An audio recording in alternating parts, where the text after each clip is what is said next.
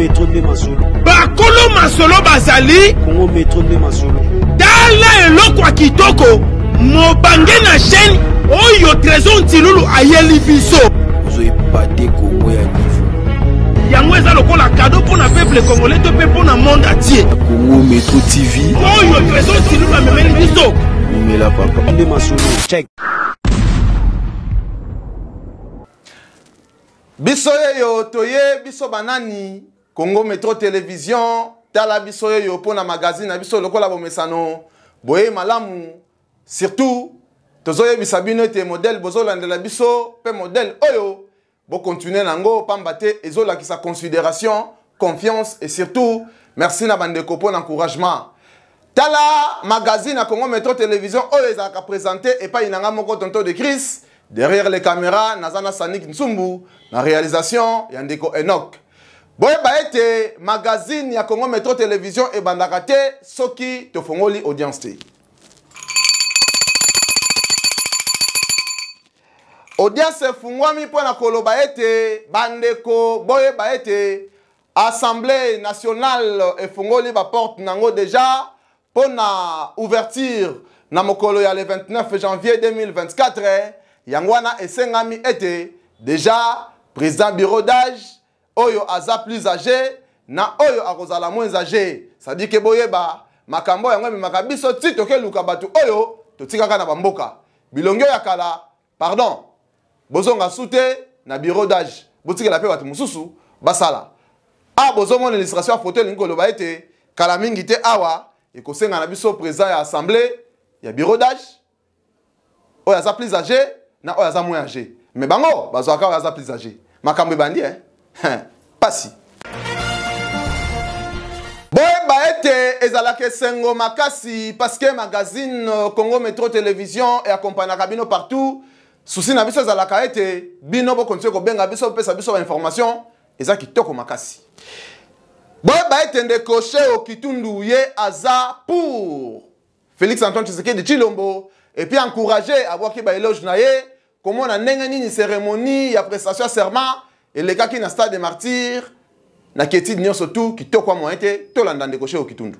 Cette fois-ci, ce qui m'a étonné, c'est que d'une part, avec des mesures de sécurité minimales, le stade était archi-comble. Premier élément sur le plan interne. Sur le plan externe maintenant, diplomatique, 20 chefs d'État et toutes les communautés économiques et régionales du continent étaient représentées. Donc, il a pu convaincre ses pairs dans le monde entier et qui l'ont accepté. Parce que le pouvoir, de foi, repose sur 3 béquilles. Si vous êtes diplomatiquement fort, alors ça va très bien. Si vous avez une armée dissuasive, c'est déjà une deuxième béquille. Et la troisième béquille, c'est que vous avez une assise populaire. Un élément aussi qui rend le chef de l'État populaire, c'est le fait que la population, mais aussi une grande partie de la communauté internationale, s'est finalement rendu compte qu'il a la stature d'un chef d'État, au fait qu'il est à sa place. Et ça, c'est très important, surtout pour un pays continent comme la République démocratique du Congo, un pays complexe avec d'énormes difficultés. Je crois qu'il a une personnalité qui reflète ce que la population attend d'un chef de l'État. Après yango boye baete ezobenda na toujours entre INC na AFDC mais balobiete kuna on dirait mpamba na mpamba est-ce que ndeko Daniel Mukoko Samba oya sa Eli Mbanzangungu akoki pe kokoma primature te est-ce que ba kata makolo c'est impossible te bana Congo central balobiete président Félix Antoine Tshisekedi tala bango pe likambo ya primature cette fois-ci ceux qui baso nous appelle kitoko makasi to les capons na ko bisabino ete awa tozwami na Congo central na ville Matadi pona boye ba ete bandeko wana kotala match menzoka Yasnel akataki courant et pesi trouble pesi somo pasi makasi tina niveau bake saccager l'installation ya SNEL. SNEL pe nanga muna yo yeba ete na air match ezaka malamu te okata courant po biso nyonso toza derrière le léopard. Tant ozokata courant, c'est que bandeko ba sepela te. Tozo image. Tout a commencé lors d'une coupure de l'électricité au moment de la rencontre de la 3e journée de la CAN Côte d'Ivoire 2023 entre la RDC et la Tanzanie. Les jeunes du quartier en colère sont venus lancer des pierres à un poste de la SNEL situé à l'enceinte d'une paroisse catholique Saint-Gérard. Bilan, plusieurs véhicules endommagés et des parabrises cassés, ainsi que d'autres dégâts matériels importants. Guy Yunga, l'un des leaders de jeunes et président honoraire du conseil urbain de la jeunesse ville de Matadi, condamne cet acte de vandalisme en demandant aux autorités urbaines de diligenter des enquêtes pour rétablir les responsabilités. Il y a eu coupure du courant vers 22h pendant que les matchs se jouaient.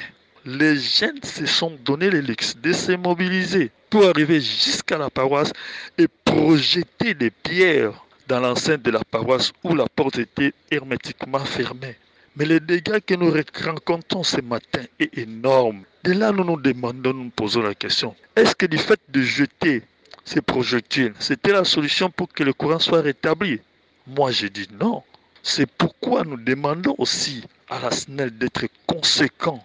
La SNEL devrait être conséquente de toutes ces actes. Ils savent que la RDC, le Congolais, même s'ils ont faim, mais les Congolais, ce sont des sportifs qui aiment bien suivre les matchs. C'est ainsi que nous demandons aux services compétents de faire le travail sur le terrain. Les services de sécurité de faire son travail afin que ces inciviques puissent répondre de leurs actes devant les juridictions. Toutes les démarches menées pour contacter les autorités municipales sont avérées vaines. Par ailleurs, plusieurs sources affirment que les agents de la SNEL serraient des mèches avec les tenanciers des bars et terrasses pour couper l'électricité aux heures de grandes rencontres sportives afin d'attirer du monde dans des buvettes.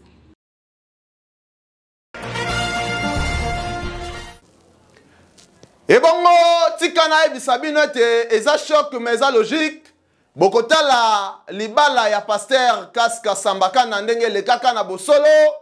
Après que le cas esengela ki pe ba ke na nuit de noces na mama eza ki pe lisumu te. Mais na sima nuit de noces ambiance c'est le gars qui toko ye pe présenter ka 13 basi na mobimba na bana mususu. Mais nzokande justice a chaki lisu likola lisu totali na certificat ya mwana wana to comprendre te azana nu mineur. Ndeba che pasteur Kaska Sambaka na maboko a se retrouver na prison ya makala. Na sima nango mwana na ya lobiete papa na ye aza innocent. Vrai ou faux? Tous en image. Ouais, bonjour à tous. Je viens m'adresser grâce à cette vidéo pratiquement aux Congolais, Congolaises résidant à Kinshasa. Nous sommes au palais de la justice où mon père a été détenu injustement. Pour quelles raisons? Les raisons ne sont pas scrupuleuses. Alors que je pense bien que nous sommes dans un état laïque. On ne peut pas en vouloir à quelqu'un de se marier suite à sa religion. Aujourd'hui, ils n'ont pas de raison. Ils parlent du viol. Vous êtes sérieux? Vous parlez du viol. Viol. Comment on peut parler du viol alors qu'il y a consentement? Quand il y a consentement, jamais on ne parlera du viol. Pourquoi est-ce que le père de la fille est détenu? Pourquoi? Pourquoi est-ce que mon père est détenu? Pourquoi? Vous avez tout fait pour qu'il soit détenu. Mais pour nous, chrétiens, ça confirme. Il n'y a pas de hasard chez nous. Il n'y a pas de hasard. Pour nous, c'est en fait une victoire qu'il soit détenu. Parce que le Seigneur a été maltraité. Les apôtres ont été maltraités pour cette parole. Et nous, aujourd'hui, si nous sommes maltraités pour la même parole, pour nous, c'est une joie. Vous devez le savoir. Nous sommes en joie parce que nous savons que nous aurons la victoire et nous l'avons cette victoire. Comment vous voulez vous justifier aujourd'hui? Comment? Il n'y a pas de justification à donner. Vous devez juste lui libérer parce qu'il n'y a pas de preuves, il n'y a pas d'argument. Ok? Moi, je fais cette vidéo pour que vous, tous qui nous suivez, vous qui avez comploté pour que ces lois s'appliquent, sachez que nous n'avons pas peur et que nous sommes en joie. Mais sachez juste que vous retirez un père de famille, vous le privez de sa famille, vous privez sa famille de son père. Comme si vous allez prendre soin de nous et de mes frères et sœurs. Personne ne le fera. Alors, quand vous ne connaissez pas comment interagir, prenons moi la peine de venir poser les questions comme il se doit avant de condamner qui que ce soit. Moi, je ne vous vois pas arrêter un musulman parce qu'il est en ramadan. Je ne vous vois pas arrêter un musulman parce qu'il fait sa prière à 12 heures. Pourquoi vous nous condamnez? Pourquoi vous nous arrêtez? Pourquoi avec nous ça ne marche pas? Si vous êtes contre la polygamie, dites que vous êtes contre la polygamie. Ne cherchez pas des prétextes. Carrément. Vous devez arrêter avec ça en tout cas. Je demande aux autorités qui verront cette vidéo de prendre ça au sérieux et pas à la légère, en tout cas. Na logique, vérité, ezateti, vérité bimakaka. Bisope to vandaka bo to taliango. Nzoka ndeko Corneille nanga ye azalaki pion oyo ba utilizaki mingi et pas ba pasteur. Ngai tiens. Ndeko Denis Lesipe azalaki na complicité makambo wana. Boyoka nega bisi vérité. Tolanda la vérité na bokebi pour vérité ya tetu. Si batu révolte. Beni bena batu. Te beni batu. Pourquoi? Tant batu amoni nanga. Que moto azala beza mokonzi asini. A commis rebelle. Batu on dit mate. Pour biso batu nanga. Nande ni susu yo batu nyonso. Azagi pasteur, azagi serviteur de Dieu, l'église Monsongo. L'église. Na lo vérité. Loba. Ah, et l'on voyait au milieu. Azagi pasteur, azagi pardon mon nimi, il y a Laurent Dalo. Mais tant que ce qu'il faut que na sini, à 15 sikoyo, tu récupérer, tu bimise mon nimi mon église ya Salongo. Pour côté on a besoin d'église de réveil mutapia candidat. De bimise pena que église mo za na Salongo ya ye to tcheye bisona bango nyonso bato memi etie pas présent fait présent Kabila. Wana zo le belane. Nangati. Nana ba photo, nana image, nana ba mongalo bien sûr. Biso ba na lo bazo wana makamuto zo lo banazaka oui. Oui avec oui. Azoto sa biso titu memi. Ngai kakenza ba mampia nani avec mon peuple akufa persona mukuna toke na yeti to présenter na bakonzi et puis toke présenter na maison civile pour permettre ba enregistrer as la candidat et biso va te voter pour comment mukonzi aseni siko ba loi tsani oyeko bebisa ko fungola ba to miso pour na ndima ite ke mutoka nanga pourquoi à côté rebelle ezolekela yo ezolekela na ndenge ozwila kai oui mais c'est donc ndena zoela ndenga kete bona éviter siko moi to sur la ezate pour comme était avec l'ennemi donc moi siko la soirée était asa mwana na biso biso ba to memai na ndima ite ga koma bo hein wa tata bana belé hein oui to zela ba ka avec 15 tout ça et to sala ke ndi ya koma yi mukonzi aseni Kizamina boyaki. Oh, mutu moko aboya ye Kizamina. Aboya pourquoi? Na éviter Kizamina bien illuminé et d'autres sabiso qui rédisaient Adam de vie de réveillé. To pendant na diwana. Alinga na 6h du matin. To memi na calmer ti to ke memaï so wa aboyiga. Baze Kizamina. Aboya binanga za mutu église de réveillé. En tout cas, Mouta la vérité. Je félicite le passé examen. Habitude sur mon anigno, sur la camisa nigno. Aboya nanga niveau moga le bien la fabrication ya effectivement, la vérité nzama limsa. Oh, aouta na ena et pas à Laurent Dalo.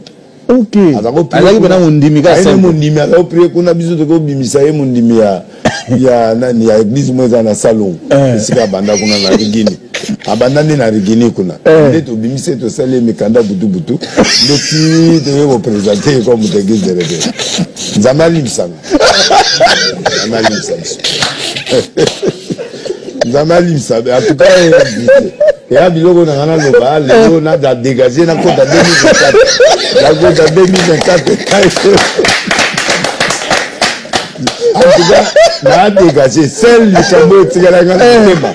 Yangwana. Ya rabeli moko yo soutena et to soutena ya attaque mabe bandaki tant to linga to il faut to la vérité que aza mundimi ya Roland Dalo. Mais ce que erreur biso to sali comme il faut réveiller après sa candidat. Net au juillet, président à 15 juillet, to sali mikanda butu to commission ta alors net to présenter sikoyo sauf qu'ils amènent mutaboya. Aboya ke. Na télé qu'ils amènent ebe longo na oloba. Boya ngo ba tutu ba ebike na côté le qu'ils amènent na lomele na kikongo na lomele na aboyi aya kondima na suka mais akota donc bango nde bato basala ye auta na église songolo pe bakene wapi musika mboko oyo même lo aswaf boyeba ete na ngongo tozoloba bacadre ya UDPS baondongwana cette fois-ci na yebete makambo ezozwa toujours tourner mususu pona koyebisa bino ete moko ya bacadre ya UDPS aza très mécontent ya komona ete baprésident ya UDPS bakomi kozwa monopole ya koboya bato mususu yango wana batie bango ba mise en garde epa ya moko ya leader na bango tolanda na bokebi. Un soi-disant président Aïe se donne le pouvoir de nommer les fédéraux et de créer d'autres fédérations supplémentaires. Applaudissez. Pouvoir dévolu au Congrès. Je leur lance un défi. Que ces messieurs risquent de ne pas être même au Congrès de l'UDPS qui se retiendra bientôt.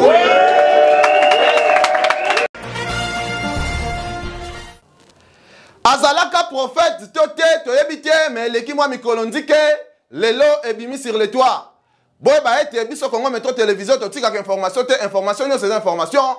Ndeko Israël Mutombo déjà alobaka qui est caméra qui est F Bazaïba.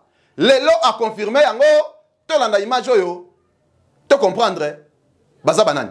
Continuité de la même chose. Ce sont des questions qu'on se pose. Vous devez veiller pour que tout soit bon résultat. Sinon, tu es à la piège.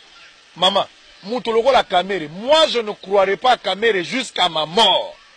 Kamere, c'est un traître de son état. Je ne peux en aucun cas croire à Kamere. Kamere, c'est un élément de la majorité qu'on utilise jusqu'au jour. Kamere, n'est pas mon avis. N'a expliqué que en 2011, pendant que Lutundula, on a besoin de trouver Félix Lelo. Lutundula, à l'époque, ba modifier l'élection ba nani mode ya sécurité ba longo yango na 2 tours ba tiango na tour moko Feli nani Kamere savait que ndenge toza bo élection ko za na 2 tours te to za na tour moko donc toza na droit la erreur te il faut to sangana comme un seul homme pour to bengana Kabila na pouvoir. Tu t'imagines Kamere à l'époque aboya ko sangana Tshisekedi après ça Tshisekedi condition so aningi ba sangana nommé là déjà premier ministre bien avant nano bazu pouvoir te alors la mutu ko tambola siko olingi ala ka déjà so boloko $5,000 au peso combien. Bon, non, bon, c'est comme ça que Félix était en train de demander et Nani Kamere était en train d'exiger la paire Nabiso et Tien Tshisekedi. Et Tshisekedi, sage qu'il était, il a refusé. Kabila a 46% dans ma ponomi. Opposition est 54. Ça dit que l'opposition est unie, Kabila n'allait pas diriger ce pays. C'est parce que Tokenagi a un ordre de disperser. Moutasala qui va gérer les Kamere à réduire la chance à Tshisekedi dans l'Est. Les autres Sangana Bangote. Lelo toko sangana na Kamere te. Lelo Kamere aya kokota na kambo ya front anti-Kabila. Tango toko mi na mise en œuvre ya accord awao. Balobi tocha sensa. Félix a dit ma premier ministre koto na sensa tocha Pierre Lumbi. Bato ba telemela ke ngona. Eza MRC F Bazaï ba telemela yango Kamere pa telemela. Bango mi bale bato ba bundisa ki Pierre Lumbi pour qu'il azwa place ya sensa. Lelo bakoya pa na biso ko sala nini. Eza lokolo moni Satana ko mote ya bolingo. Azoli Bible sika wapi? Satana te ya bolingo. Azoli Bible sika wapi? Bola muka Kamera za virus, bola muka Kamera za virus. Kamera za mercenaire, Kamera za mercenaire. Kamera yeko boma biso. Kamera nda yeko boma biso. Boke ba jebo ko eza na sa izo sala. Fungola mi sur place bozali Kamera nda yena. Virus wala Kamera yena. Vous devez être prudent. Vous devez être prudent. Kamera soka zangi pouvoir akoma ka opposant. Soka zui pouvoir akoma ka sauver. Kamera kendaki na Kanchach pour la sauver Congo to suki wapi. Kamera kendaki na 5 ans pour sauver Congo to suki wapi. Kamera za mutaba intérêt. Soka dit que intérêt na eza rassuré à changer discours. Lelo to suki wapi. To boya ki Kamera. Kamera lobaki Kabila ko tambola likola bibembe na biso. Kamera alobaki soki Kabila sali élection te. Soki calendrier électoral bimité ba ko tambola likola bibembe na biso. Kamera changeaki langage. Kamera wa yena ngambo na biso bokeba bozo bokola nkosi diaspora bola muka ba pekolo bala muka. Tokomi na danger du fait que Kamera est. Babazaïba wana tokondima bangote tous ils sont dans le même sac. Bazouaka j'ai la majorité. Les Bazaïba ils jouent le jeu de la majorité. Bayebi eloko baza ko sala. Donc nazo s'inscrire en faux. Batako bundala bango za ba Frank Diongo baza na prison. Batako bundala bango za ba Muyambo baza na kati ya prison. Bango wana nde bayebi makambo wana toza ko loba sikao. Muyambo alobaki jour Kamera ko na rassemblement ngana Longwe. Pourquoi Félix azobosa na mémoire? Bakombata ebele batikala bilongi ya kokatana. Bakongolais ebele lelo bakombata ebele soko tali bilongi na bango bamisusu batikala ba infirme. Lokola bakuluna, bamisusu ba CV boy ebeba bakota bakasho plus de 8 fois 10 fois. Non pas que bayibaka biloko mais bakanga bango pona liti ya démocratie. Lelo sangana na batu naza contre même ba jeko kondenga bakoti na IDPS. Je suis contre cela. Je suis contre cela. Bazo kote la bino ben filtrer ça que bo fungola misu. Parti où il y a eu des pays, c'est ça parti à Félix, c'était ça parti à peuple. La force de l'IDP, c'est d'abord le peuple, ce n'est pas le dirigeant. C'est d'abord le peuple. On n'a rien à voir avec nos dirigeants, mais c'est d'abord le peuple, c'est ça qui nous importe. Il faut pas faire la mission. Donc, front anti-Kabila, Bogo Bundala Kabila na kati ya Kanae. Bolobi Bozo Munsa Kabila, mais Mouto a premier dans ça déjà Kabila. L'adversaire a compris. Lorsque vous êtes fort, il ne peut pas vous attaquer, il doit vous contourner. Il nous a contourné. Envoyer caméra dans notre temps, c'est de nous contourner. Le peuple va faire la mission. Moko ya ba invité, ya moko ya ba chaîne, ya place à l'obété. Ndeko Denis Kadima, ye alingi aboma opposition à l'Assemblée nationale. Est-ce que Zalaka toté? Parce que médiocrité est lundi partout. Tout le monde 60 jusqu'à ce jour, Kadima a distingué dans la médiocrité dans l'organisation et un processus électoral. S'écartant du Vox Populi. 17 000 cas de contentieux. Une première. Kadima vous offre une assemblée sans opposition pour que les débats soient de quel niveau? Je vous parle de l'APK. Merci parce que vous reconnaissez. C'est-à-dire que Kadima s'est constitué en un cancer démocratique. Avec la démocratie dans Boka Nabiso. Mais il y a une cour qui est chargée de suivre toutes les violations de la Constitution qui est notre Bible par excellence, notre pacte républicain, et qui est chargée de ramener l'ordre constitutionnel des choses de Bengarayango cour constitutionnelle. Pour les élections présidentielles et législatives nationales, il y a aussi la cour d'appel pour l'élection provinciale, où il est chargé, il y a un ordre constitutionnel des choses. Élu légitime et valable à la population, nous croyons en cette impartialité de la Cour, au sens révolu et républicain, démocratique, parce que la Cour ne peut pas laisser que revirement démocratique éthique à la Kakabongo. Dans une circonscription à 3 sièges, Kadima public 4 personnes. Le siège appartient à qui?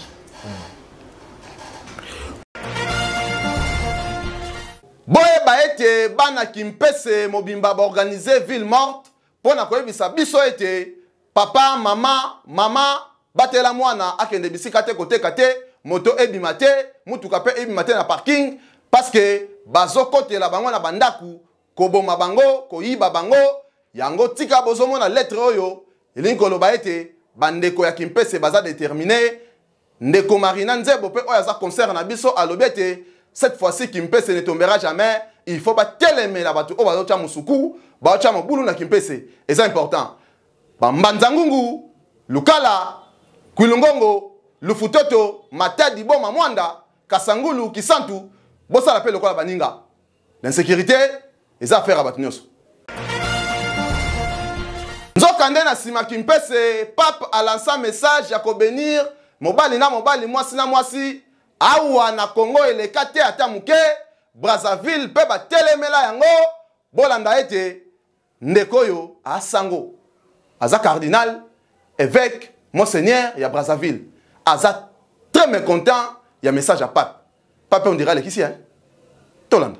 Quant à la bénédiction des couples homosexuels, en attendant les orientations de la conférence des évêques du Congo, je recommande à tous les prêtres œuvrant ou se trouvant dans l'archidiocèse de Brazzaville de s'en abstenir. Le monde bouge, le monde change. Rendons grâce à Dieu lorsque ces changements sont qualitatifs et respectent le dessein de Dieu prescrit en Genèse chapitre 1, versets 1 à 24. Malheureusement, oui, malheureusement, ces mutations ne témoignent pas toujours de la grandeur de Dieu et du salut de l'homme.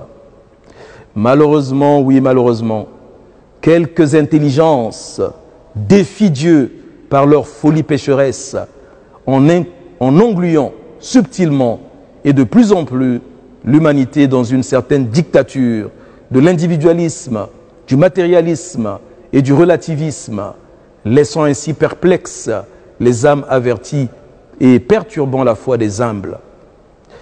De cela, il n'y a aucun doute, car nous en faisons tous l'expérience quotidienne.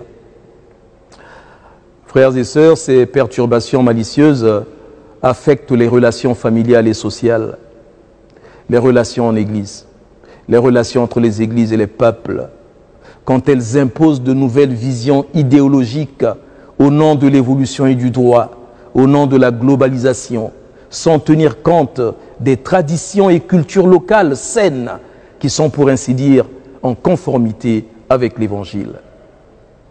Bien sûr, l'Église se doit d'accueillir, d'accompagner et non d'exclure les enfants de Dieu dont la conduite n'est pas conforme à la parole de Dieu. Mais, s'il vous plaît, devons-nous pour autant assister impuissants et résignés à la déconstruction de nos valeurs culturelles et spirituelles au nom d'une pseudo-théorie de l'évolution? J'exhorte chacune et chacun d'entre vous à un questionnement dont la réponse ne se trouve que dans la relecture inlassable des Saintes Écritures.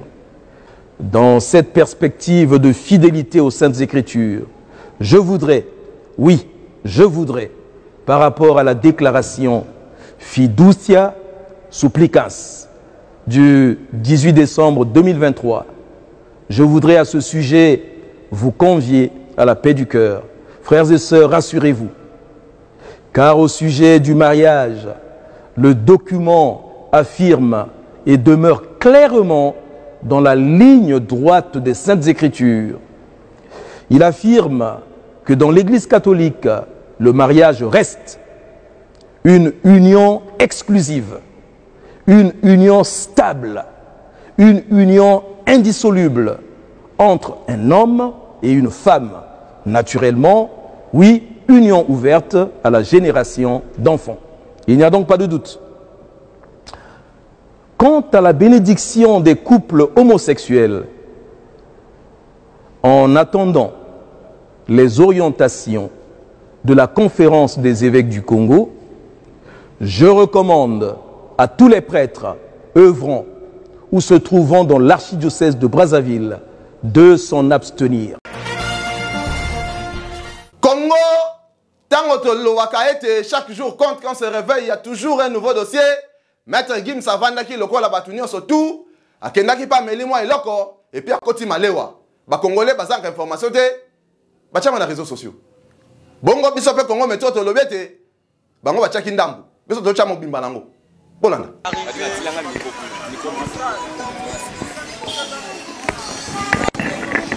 Ça va. Ça va. Ça va. Ça va. Yaya ok.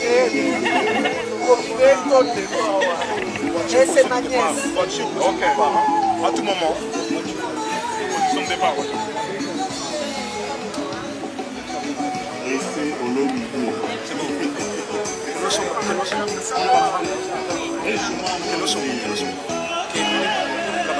T'as des dollars, j'ai plus rien. T'as payé. T'as payé.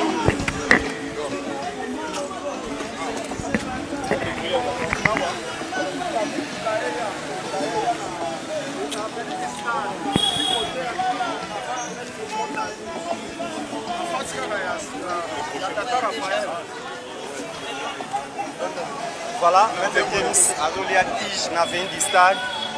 Comment Congolais a respecté Mboka na ye, comment Congolais a respecté Koutim Bandeko na ye, awa toza précisément la commune à Kalam na Matonge. Voilà Maître Gims Aza awa. Olomona comment makambo ezoleka 100% star Dieu merci Mbadinga Aza awa. Voilà, réalité, bon, mon artiste, musicien congolais, rappeur, au Lelo, alors ça la fierté musique. Non seulement congolaise, il y a monde.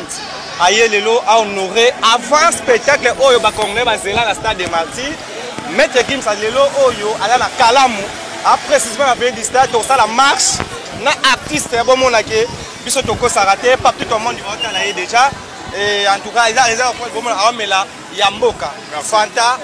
Et Tige Yango, Maître Gims Azolia Tige, eza kokamba te bato bazokolia boye. Dieu merci balinga lobaka respecter mboka na yo, respecter bandeko na yo.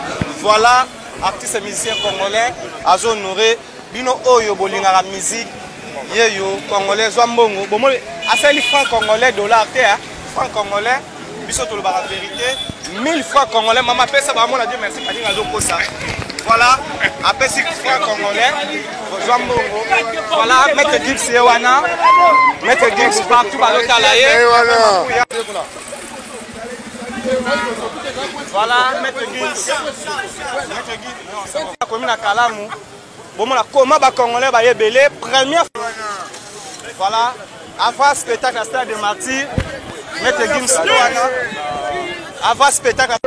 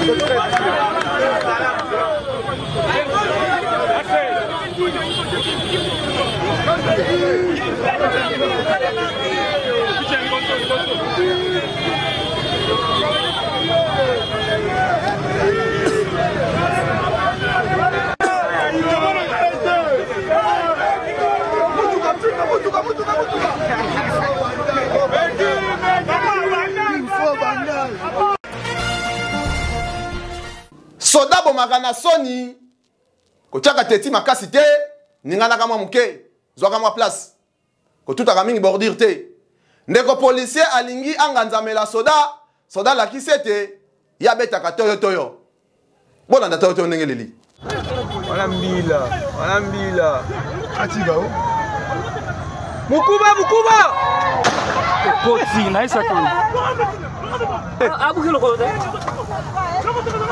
papa omona mukuba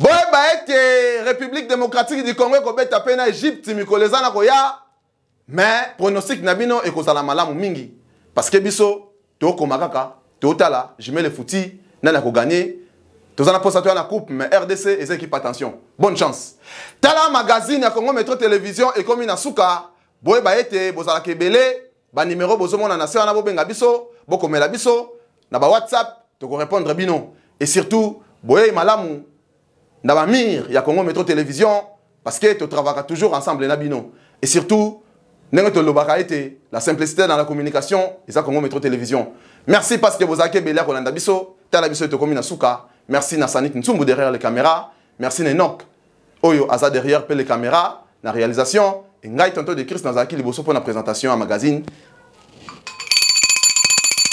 audience Sili magazine et komina suka pour na bokabwani boy ba été mboka Congo ya mboka na biso toteka ngote boyoka pe biso mawa biso to le bien merci.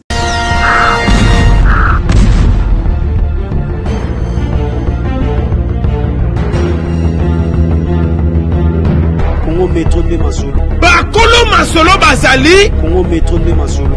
Dala eloko wa kitoko. Mobange na chaîne oyo trésor ntilulu ayeli biso. Vous avez pas de Congo ya niveau. Yango eza lokola cadeau pour na peuple congolais to pe pour na monde entier. Congo Metro TV. Oyo trésor ntilulu amemeli biso. Mais la papa de Masolo. Check.